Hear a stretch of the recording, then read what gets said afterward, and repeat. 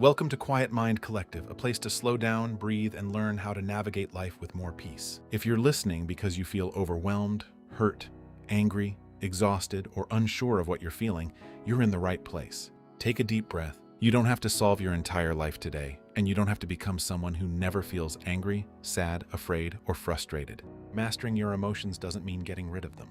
It means learning to experience them without letting them control your decisions, relationships, or peace. Emotions can reveal something important, but they don't always tell the whole truth.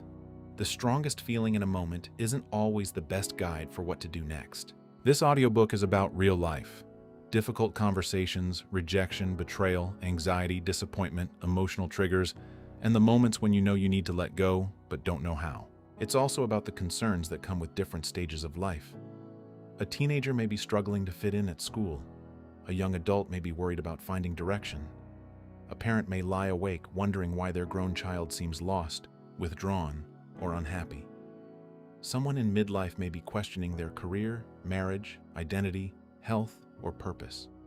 A grandparent may be concerned about the choices their family is making, but unsure how to offer support without overstepping. These experiences may look different, but the emotions underneath them are often familiar. Fear, uncertainty, grief, love, disappointment, and the desire to protect the people we care about. We'll slow those moments down, look beneath the emotion, and focus on what you can actually do. Take one more breath, and let's begin. Mama. Chapter 1. Your emotions are not your enemy. You are not your emotions. You can feel angry without being an angry person, anxious without being weak, sad without being broken, and overwhelmed without failing. An emotion is a signal from your mind and body saying something is happening here, pay attention. The challenge isn't having emotions, it's automatically obeying them. Anger may tell you to say something hurtful.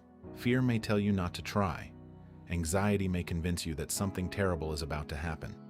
These feelings are real, but they aren't always reliable instructions. Your first skill is simple. Pause before you obey. You don't have to react just because you feel something. The space between emotion and action is where your power begins. This applies to every stage of life. A teenager may feel rejected after being left out by friends and decide that nobody cares. A parent may feel panic when their adult child makes a risky decision and immediately try to control the situation. Someone in midlife may feel restless or dissatisfied and assume they have ruined their life. An older adult may feel lonely after retirement or a major change in health and believe they no longer have a meaningful. The emotion may be understandable, but it is not the entire story. Pause long enough to ask, what else could be true? Chapter 2. The pause that changes your response. Imagine receiving a text that makes your stomach drop. You feel disrespected, type a long response, and send it, only to regret it minutes later. The problem wasn't necessarily that you felt hurt. The problem was moving directly from feeling to reaction. Try this instead. Feeling, pause, choose, respond. The pause might last 10 seconds, 10 minutes, or a day. Say to yourself, I'm emotional right now. I don't need to respond yet. Then breathe, relax your shoulders, put your phone down and ask, what outcome do I actually want? That question is more useful than asking what you feel like doing. Emotional strength is choosing the response you'll respect later. Parents often need this pause when they're worried about their children. Maybe your teenager is making choices you don't understand. Maybe your adult child has changed jobs repeatedly, ended a long relationship, moved back home, or seems to be struggling with what people sometimes call a midlife crisis. You may want to lecture, criticize, or demand answers because fear is telling you to act immediately. But a pause can help you respond with concern instead of panic. You might say, I've noticed you seem under a lot of pressure. I'm here if you want to talk. That approach does not mean ignoring serious problems. It means creating a better chance for honest communication. Chapter 3. When someone hurts you. Being hurt by someone you trusted can leave you replaying everything. What they said, what you should have said, and how you might make them feel the way you felt. Your anger may be justified, but acknowledging that someone was wrong doesn't require allowing their actions to destroy your peace. You can say, that hurt me. You were wrong. I didn't deserve that. And still decide, I'm not going to let what you did determine who I become. Forgiveness doesn't mean trusting someone again, pretending nothing happened, or giving them continued access to you. Sometimes it simply means releasing the need to carry the pain everywhere. You can set boundaries, walk away, and protect your peace without seeking revenge. Hurt can happen in any family and at any age. A child may feel hurt by a parent's criticism. A parent may feel rejected when a grown child stops calling. A spouse may feel abandoned when their partner becomes distant during a period of midlife confusion. A friend may feel forgotten when someone becomes consumed by work, stress, or personal change. When someone you love is struggling, their behavior may come from pain, but that does not mean your pain is unimportant. Compassion and boundaries can exist together. You can care about what someone is going through without accepting disrespect. Chapter 4. What anger may be hiding. Anger is often the emotion people see, but underneath it may be hurt, fear, embarrassment, disappointment, rejection, or exhaustion. A parent who snaps at the end of a long day may not truly be angry about the dishes. They may feel overwhelmed and alone. A parent may also become angry when worrying about a child who seems to be struggling. Perhaps their son is approaching middle age and suddenly wants to leave his career, end his marriage, or make major financial changes. Perhaps their daughter seems unhappy, withdrawn, or uncertain about her future. The parent may say, "What are you doing?" when what they really mean is, "I'm scared for you and I don't know how to help." When anger rises, ask, "What is underneath this?" Maybe you're hurt because someone didn't call, disappointed because a friend canceled, or embarrassed because criticism touched an insecurity. Maybe you're angry because you feel powerless. Understanding the deeper emotion doesn't excuse harmful behavior. It gives you a clearer choice about how to respond. Instead of saying, "You're ruining your life," you might say, "I'm worried because I care about you. I want to understand what you're experiencing." That change in language can open a door instead of closing one. Chapter 5. When life doesn't go according to plan. Disappointment comes when something you worked for, prayed for, or expected doesn't happen. A relationship ends. You don't get the job. An opportunity disappears. A dream takes longer than expected. Sometimes disappointment arrives in midlife, when a person realizes that the life they built no longer feels right. They may have spent years raising children, supporting a partner, building a career, or caring for relatives. Then one day they ask, "What do I want now?" That question can feel frightening, especially when other people interpret it as selfishness or irresponsibility. A parent watching a grown child go through this may worry that the child is throwing away everything they worked for. The child may feel misunderstood, while the parent feels afraid. Both may be experiencing uncertainty in different ways. Acceptance doesn't mean giving up. It means seeing where you are clearly so you can decide what to do next. Instead of asking only, "Why did this happen?" ask, "What can I do from here?" You may not control what happened, but you can choose your next step. That step might be getting out of bed, taking a walk, making a phone call, applying again, having a difficult conversation, or resting. Small steps still count. Chapter 6. When anxiety takes over. Anxiety pulls you into a future that hasn't happened. What if they don't like me? What if I fail? What if everything falls apart? Your body begins reacting to possibilities instead of the present moment. Parents may experience this intensely when their children are struggling. You may worry about a teenager's mental health, a young adult's finances, or a middle-aged child who seems to be making sudden changes. You may imagine homelessness, divorce, addiction, illness, or permanent failure before any of those things have actually happened. Concern can be useful when it leads to a calm conversation or practical support. But anxiety can become overwhelming when it turns every possibility into a prediction. When that happens, look around the room, name 5 things you see, notice your breathing and feel your feet against the floor. Then ask, what is actually happening right now? You may be sitting safely at home, breathing, and facing a problem that does not need to be solved this minute. You don't have to solve tomorrow today. You can love someone without carrying every possible future in your body. Chapter 7. When someone doesn't like you. You can be a good person and still be disliked or misunderstood. If you constantly try to make everyone approve of you, you hand your peace to other people. Instead ask, am I acting according to my values? Am I treating people well? Do I respect myself? Not everyone will understand or agree with you, and not everyone needs access to you. This can be especially difficult within families. A parent may worry that setting boundaries will make their child angry. An adult child may fear disappointing a parent by choosing a different career, relationship, lifestyle, or belief system. A person going through midlife changes may feel judged by friends who do not understand why they want to start over. Sometimes maturity means saying, "I know who I am. I don't need to convince everyone." You can listen to people you trust without allowing every opinion to define you.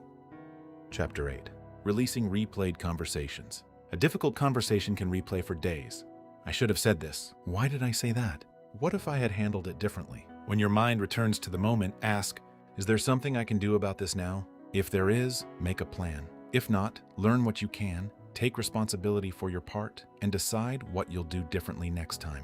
Parents may replay conversations with their children, wondering whether they were too strict, too distant, or too critical.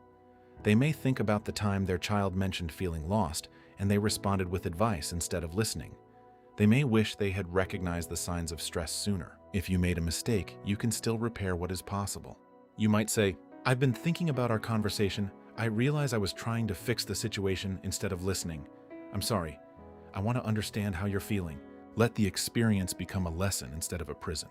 Chapter 9. Understanding emotional triggers. A small event can create a powerful reaction when it activates something deeper. Someone raises their voice, ignores you, criticizes you, or doesn't respond, and suddenly you feel overwhelmed. Instead of shaming yourself, become curious. Why did this affect me so strongly? What did I tell myself this meant? What fear did it touch? What do I need right now? A parent may become triggered when a child refuses advice because it reminds them of feeling powerless. A spouse may feel panicked when their partner asks for space because it brings up fear of abandonment. Someone in midlife may feel defensive when others question their choices because they already doubt themselves. Understanding your triggers gives you choices. You can recognize, this situation activates me, so I need to pause before responding. That awareness is growth. Chapter 10. Sitting with difficult feelings. We're often encouraged to distract ourselves from uncomfortable emotions by scrolling, shopping, eating, drinking, or staying busy. But healing sometimes requires simply acknowledging what you feel. I'm sad. I'm disappointed. I'm scared. I'm angry. I'm lonely. Parents may need to sit with the fear that they cannot protect their children from every hardship. They may need to accept that their adult child has the right to make choices they would not make. That can feel like grief, even when the child is still present and the relationship is still intact. Someone in midlife may need to acknowledge grief over lost time, missed opportunities, changes in appearance, an empty nest, a career that no longer feels meaningful, or a relationship that has changed. You don't have to fix the emotion immediately. Naming it helps you stop fighting an invisible enemy and begin responding to reality. Feelings often become easier to carry when we allow them to be present without letting them take over. Chapter 11. The power of your inner conversation. Notice how you speak to yourself. Would you tell a friend, you're stupid, you always ruin everything, or you'll never change? Replace cruelty with honesty. Instead of, I always mess everything up. Try, I made a mistake and I can learn from it. Instead of, I can't handle this. Try, this is difficult, but I can take the next step. Instead of, I'm failing. Try, I'm still learning. Parents can also become harsh with themselves when their children struggle. I should have noticed sooner. I must have done something wrong. I failed as a parent. These thoughts may come from love, but they can create shame instead of helpful action. No parent can control every decision, hardship, or emotional struggle their child experiences. You don't need fake positivity. You need a kinder, more truthful relationship with yourself. Chapter 12. Emotional boundaries. A boundary isn't a punishment. It's a decision about what you will and won't participate in. You can say, I don't want to continue this conversation while we're yelling. I need time before we talk about this. I can't help with that right now. I'm not comfortable with that. No, I need space. Parents may need boundaries with adult children who repeatedly ask for money, create conflict, or expect constant emotional support. Setting a boundary does not mean you love your child less. It means you recognize that support must be sustainable. You might say, I love you and I'm willing to talk with you, but I can't continue giving money without a plan. Or, I'm here to support you, but I won't participate in arguments or insults. You don't need a long explanation every time you say no. Boundaries protect your peace and prevent the resentment that grows when you repeatedly say yes while wanting to say no. Chapter 13. When you feel like giving up, sometimes you're not physically tired, you're emotionally exhausted. You've tried, waited, worked, prayed, and started over. When you feel this way, avoid making permanent decisions from temporary exhaustion. Rest, step back, ask for help, talk to someone you trust. A parent may feel exhausted from worrying about a child who is struggling. They may spend every day checking their phone, imagining worst-case scenarios, and neglecting their own health. Caring for someone does not require destroying yourself. You may not need a new life. You may need sleep, a quiet morning, a walk, a supportive conversation, or a break from the noise. Rest is not quitting. Sometimes rest is what helps you continue. If you or someone you love feels unable to cope or is in immediate danger, reach out to a qualified mental health professional, a trusted person, or emergency support in your area. Chapter 14. Your emotional reset routine. When you feel overwhelmed, try this 5-step reset. Step 1. Stop. Don't react immediately. Step 2. Breathe. Take several slow breaths and relax your body. Step 3. Name it. Ask, what am I feeling? Step 4. Understand it. Ask, what is this emotion trying to tell me?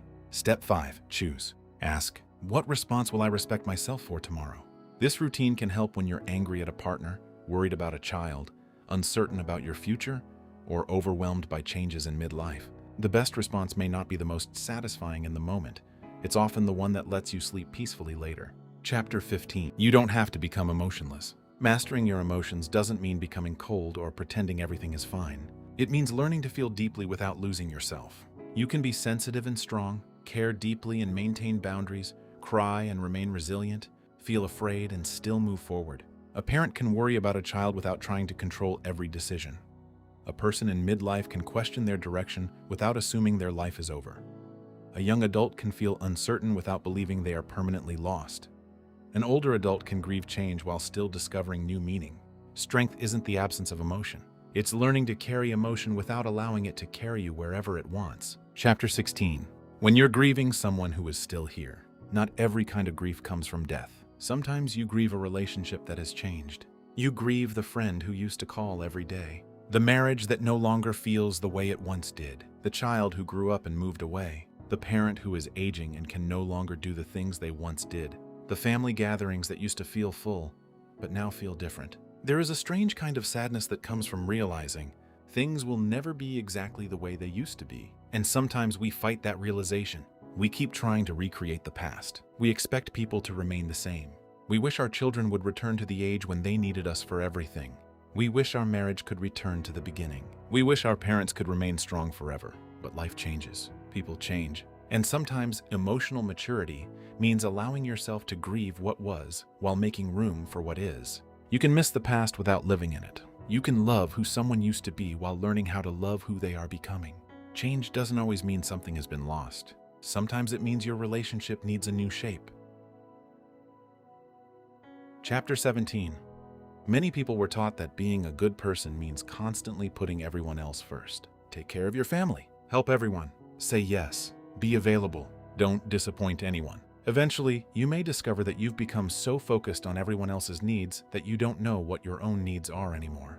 You feel guilty when you rest, guilty when you say no, guilty when you spend money on yourself, guilty when you take a vacation, guilty when you simply want some quiet. But caring for yourself isn't automatically selfish. Imagine a mother who has spent 25 years putting everyone else first. Her children are grown, but she still feels responsible for every problem they have. She may need to learn something uncomfortable. Being available doesn't mean being responsible for everything. You can love people without rescuing them. You can support people without carrying their entire life. You can give without giving everything. And you can take care of yourself without apologizing for existing.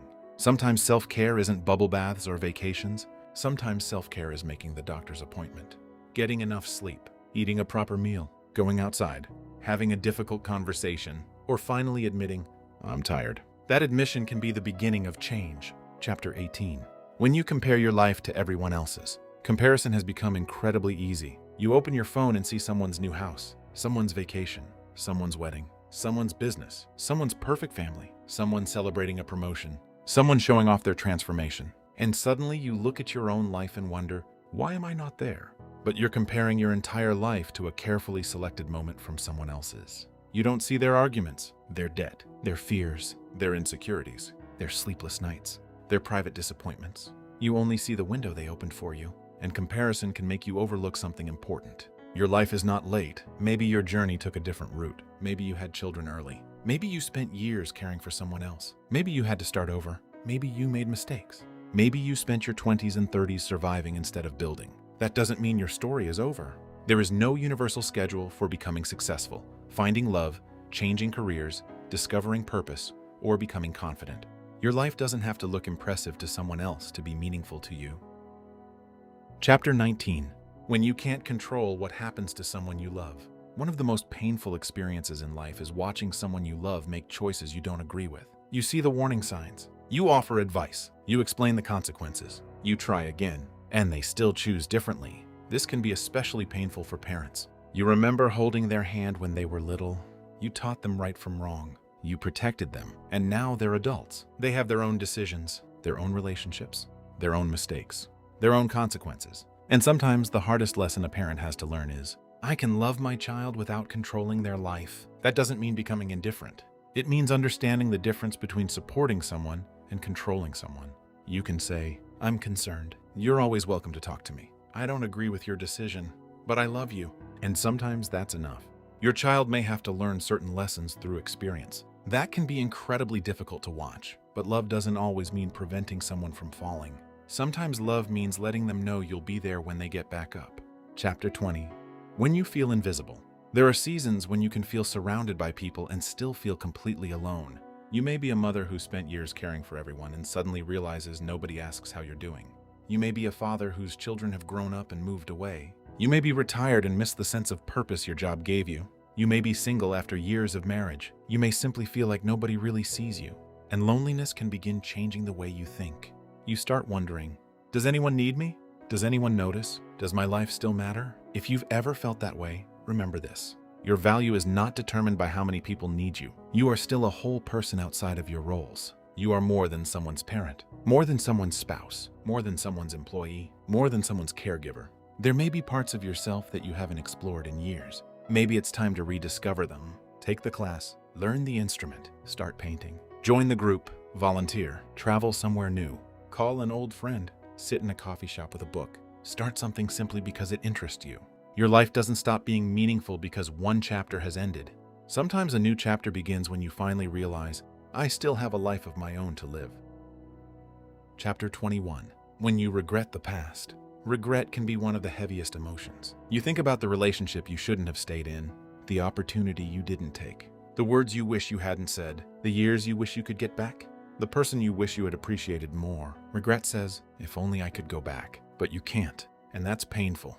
You cannot rewrite yesterday, but you can change what yesterday means. Maybe the mistake taught you what you value. Maybe the heartbreak taught you boundaries. Maybe the failure taught you humility. Maybe the years you spent lost eventually taught you what direction you wanted. Your past can be a teacher without becoming your identity. Instead of asking, how could I have been so stupid? Try, what does that version of me need me to understand now? You don't have to hate the person you were. They were working with the information, maturity, circumstances, and understanding they had at the time. Give yourself the compassion you wish you had received then. Chapter 22. When you are forced to start over. Starting over can feel humiliating, especially when you thought you were supposed to be further along. Starting over after divorce. Starting over after losing a job. Starting over financially. Starting over after children leave home. Starting over after a friendship ends. Starting over after realizing the career you spent 20 years building isn't what you want anymore. You may look around and think, how did I end up back here? But starting over isn't always going backward. Sometimes you're starting over with experience. You know things now that you didn't know before. You know what you tolerate. You know what you value. You know what doesn't work. You know what you want to avoid. You know yourself better. That matters. A beginner starting at 25 and a beginner starting at 50 are not the same beginner. The second person carries decades of wisdom into the new beginning.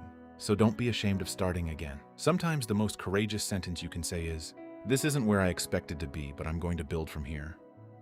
Chapter 23. Learning to enjoy your life again. Sometimes we become so focused on fixing our lives that we forget to actually live them.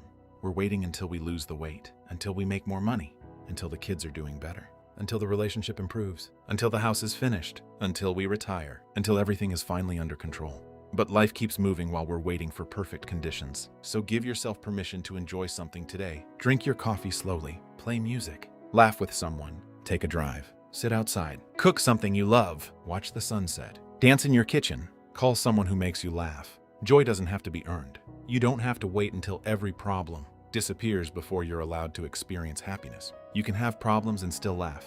You can be healing and still enjoy yourself. You can be uncertain about tomorrow and still appreciate today. Sometimes emotional health isn't just learning how to survive difficult moments. It's learning how to recognize the beautiful ones. Chapter 24. Becoming someone you can depend on. There is a powerful kind of confidence that comes from knowing, I can count on myself, not because you'll always make the right decision, not because you'll never fall apart, but because you've learned that when life gets difficult, you won't abandon yourself. You'll ask for help when you need it. You'll admit when you're wrong. You'll leave situations that are unhealthy. You'll try again after failure. You'll rest when you're exhausted. You'll keep your promises to yourself. You'll speak up when something matters, and when you make a mistake, you won't destroy yourself over it. You will learn. This is one of the deepest forms of emotional maturity. You stop needing to believe nothing bad will ever happen. Instead, you begin believing, whatever happens, I will face it. That is confidence, not certainty, not control. Trust in your ability to handle life as it unfolds. Chapter 25. Making peace with the season you're in. Every season of life has something to teach you. Some seasons are about building. Some are about raising children. Some are about working. Some are about healing. Some are about grieving. Some are about starting again. Some are about slowing down. And some are simply about figuring out who you are. We create unnecessary suffering when we constantly wish we were in a different season. A parent may wish their children were younger. A young adult may wish they were already established. Someone in midlife may wish they could go back and make different choices. An older adult may wish they still had the energy they once had. But wishing doesn't stop time. So instead of asking, why isn't my life like it used to be? Try asking, what is this season asking me to learn? Maybe it's patience, maybe courage, maybe forgiveness, maybe independence, maybe rest, maybe purpose, maybe acceptance. You don't have to love every season to learn from it. Chapter 26. The life you still have ahead of you. There may be things you thought would have happened by now. Maybe you thought you'd be married. Maybe you thought you'd have children. Maybe you thought you'd own a home. Maybe you thought your career would look different. Maybe you thought your family would be closer. Maybe you thought you'd have everything figured out, and perhaps some of those dreams didn't happen. It's okay to grieve them, but don't make the mistake of assuming that the dreams you lost were the only meaningful possibilities available to you. Life can surprise you. A new friendship can appear. A new career can begin. A relationship can heal. A new purpose can emerge. A hobby can become a passion. A difficult experience can eventually become wisdom. There are chapters of your story that haven't been written yet, and you don't need to know exactly what they contain. You simply need to remain open to the possibility that something good can still happen. Your story isn't finished, not even close. If you've made it this far, take a moment to recognize something. You have survived every difficult day you've faced so far. Not perfectly, not without mistakes, not without tears, but you're still here. And maybe mastering your emotions isn't about becoming a completely different person. Maybe it's about becoming more comfortable being yourself, understanding yourself, forgiving yourself, protecting yourself, challenging yourself, and learning to walk through life without constantly fighting who you are. There will still be hard days. There will still be unexpected phone calls. There will still be people who disappoint you. There will still be moments when you don't know what to do. But you have more tools now. You can recognize grief. You can recognize guilt. You can recognize comparison. You can recognize loneliness. You can recognize regret. And you can recognize when you're trying to control something that was never yours to control. You can choose differently. And sometimes choosing differently is how an entirely different life begins. Thank you for spending this time with Quiet Mind Collective. I hope this audiobook reminded you that you don't have to have everything figured out. You can feel deeply, make mistakes, start over, and still move forward. If something you heard today spoke to your heart, like this video, subscribe to Quiet Mind Collective and share it with someone who may need a little encouragement today. And I'd love to hear from you in the comments. What part of this audiobook connected with you the most? And where are you listening or watching from? Your story might encourage someone else who is going through the same thing. Until next time, take a deep breath, give yourself grace, and remember, you are still growing, you are still becoming, and your story is not over. Thank you for being part of Quiet Mind Collective. One breath, one choice, one day at a time. See you in the next one.